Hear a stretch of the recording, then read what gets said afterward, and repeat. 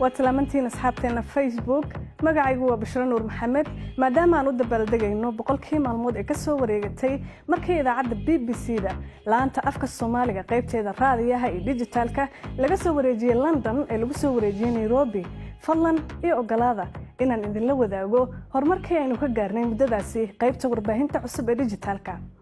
bishii Abriil oo kaliya sheekooyinkii aan daawacnay waxaa la akhristay ku dhawaad 6 milyan oo jeer halka dadka muuqaaladeena aan ku baahinay barteena Facebook la daawaday 17 milyan oo jeer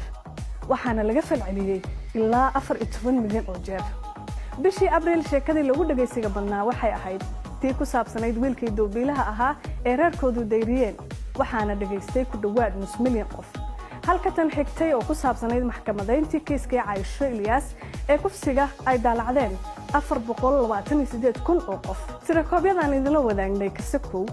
waxa laga yaabaa in dadka qaar ay la qabsan la'yihiin wararka iyo qoraalada qaar ee aan bogga ku faafino haddaba sababta waxa sharaxaya madaxa laanta afka Soomaaliga Cabdullaahi Sheekh Cabdirasaaq sanad ka hor dhageystayaasha eega boggeena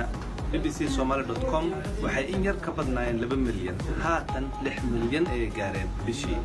Facebook-gana dadka nooga taxan ama ka falceliya ama video ka daawada waxay gaarayeen ilaa 10 milyan iyo wax ka badan haatan 30 milyan ayaan cagacagaynaynaa taas waxay muujinaysaa in dhageystayaal badan ay nagu soo taxmeen balse fariimo naga soo gaaraya dhageystayaasheenii hore ee daacadda ahaa waxay muujinayaan inay la yaab ku noqotay qaabka cusub ee wax u tabina waxaan leenahay raalli ahaada qaabka cusub ee wax u tabina la qabsada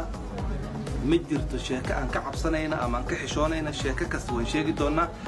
qofkii kale ee aan wali bbcsomali.com iyo BBC Somali Facebook aan ku soo taxmin waxaan leenahay adigay wax badan ka maqan yihiin ballanteena waa bbcsomali.com